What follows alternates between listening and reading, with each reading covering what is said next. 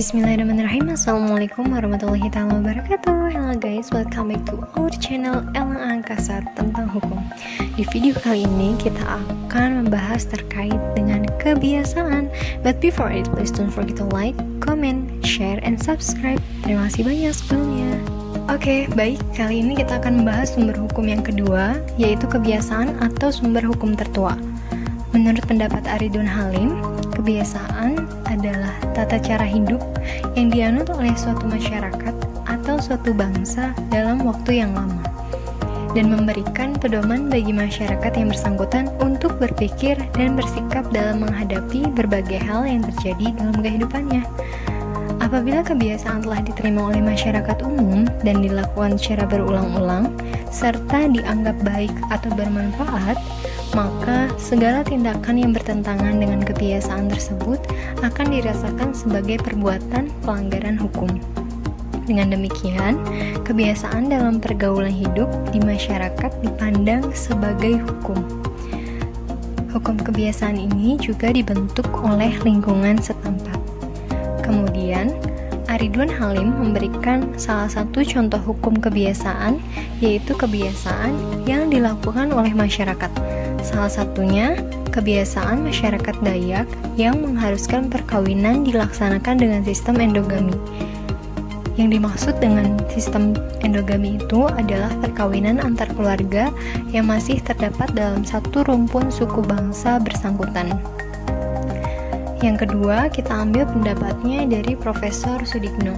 Menurut beliau, kebiasaan itu dikatakan sebagai tindakan menurut pola tingkah laku yang tetap, ajeg, lazim, normal, atau adat dalam masyarakat atau pergaulan hidup tertentu. Tingkah laku yang sudah menjadi kebiasaan harus berdasarkan kepatutan, yaitu kepatutan secara kolektif menurut pendapat masyarakat, bukan individu. Karena tingkah laku tersebut patut, maka diulang-ulang akhirnya menjadi kebiasaan. Selanjutnya, menurut Sudikno dalam bukunya yang berjudul Mengenal Hukum, tidak semua kebiasaan itu mengandung hukum yang baik dan adil. Oleh karena itu, belum tentu suatu kebiasaan menjadi sumber hukum. Hanya kebiasaan-kebiasaan yang baik dan diterima masyarakat yang sesuai dengan kepribadian masyarakat tersebut, yang kemudian berkembang menjadi hukum kebiasaan. Selanjutnya, kapan lahirnya kebiasaan sebagai sumber hukum? Jika kita perhatikan pada undang-undang dikatakan lahir pada waktu tertentu, yaitu pada saat diundangkan. Sebaliknya, kebiasaan timbul dan lahir tanpa diketahui dan juga tanpa diketahui dengan pasti kapan saatnya kebiasaan tersebut memperoleh kekuatan mengikatnya dalam masyarakat. Namun, yang pasti adalah di mana ada masyarakat, di situ ada hukum. Sebelum suatu undang-undang disusun oleh pembuat undang-undang, kebiasaan telah ada terlebih dahulu sebagai sumber hukum. Untuk diakuinya, kebiasaan perlu adanya tindakan atau perilaku tertentu yang dilakukan berulang-ulang. Berapa lama atau seringnya pengulangan tersebut dilakukan tergantung pada keadaan. Dan Sudikno juga menyebutkan bahwa untuk timbulnya diperlukan beberapa syarat tertentu seperti syarat material atau adanya perbuatan tingkah laku yang dilakukan secara berulang-ulang, kemudian syarat intelektual. Jadi kebiasaan itu harus menimbulkan keyakinan hukum bahwa perbuatan itu merupakan kewajiban hukum. Dan keyakinan ini juga tidak hanya merupakan keyakinan bahwa selalu ajeg berlaku demikian, tetapi keyakinan memang harus demikian yang juga disebut dengan opinia necessitatis atau pendapat bahwa demikian seharusnya. Selanjutnya, adanya akibat hukum apabila hukum kebiasaan itu dilanggar. Selanjutnya, kita akan membahas terkait kebiasaan sebagai sumber hukum. Keberadaan adat atau kebiasaan sebagai sumber hukum diatur dalam beberapa pasal.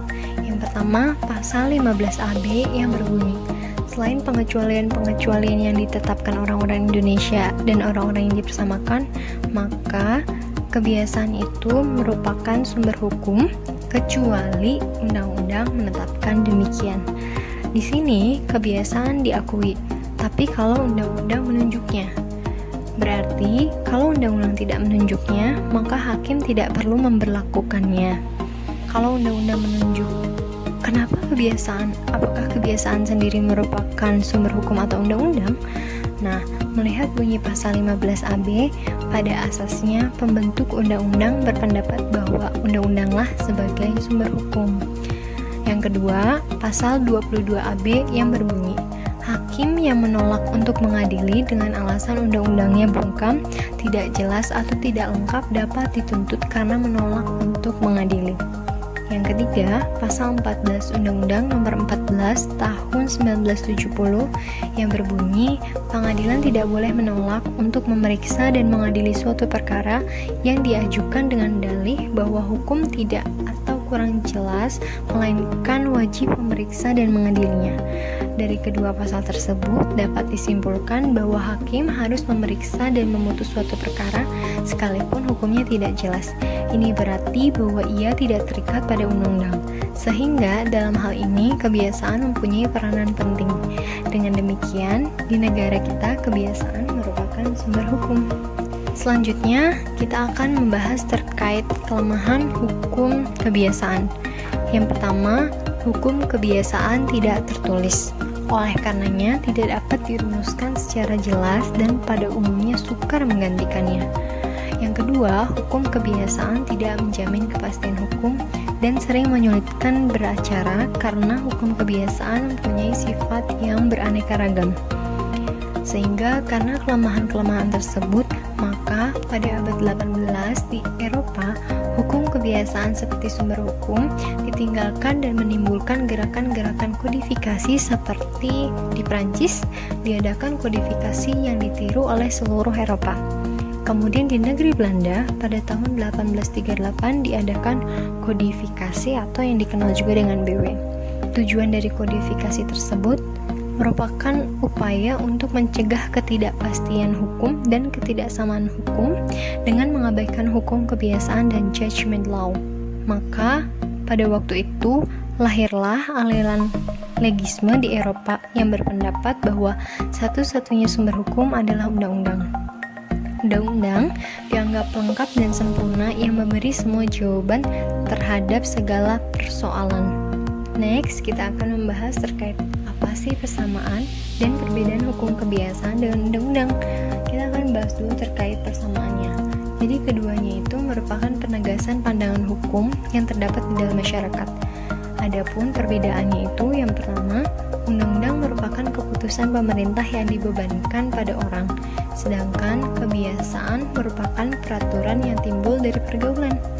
Yang kedua, undang-undang lebih menjamin kepastian hukum daripada hukum kebiasaan. Lantas, bagaimana penyelesaian dalam konflik antara hukum kebiasaan dan undang-undang? Kalau undang-undang itu berisi ketentuan-ketentuan yang memaksa dan bertentangan dengan hukum kebiasaan, maka undang-undang mengalahkan hukum kebiasaan. Sebaliknya, apabila undang-undang itu bersifat pelengkap, maka hukum kebiasaan mengesampingkan undang-undang.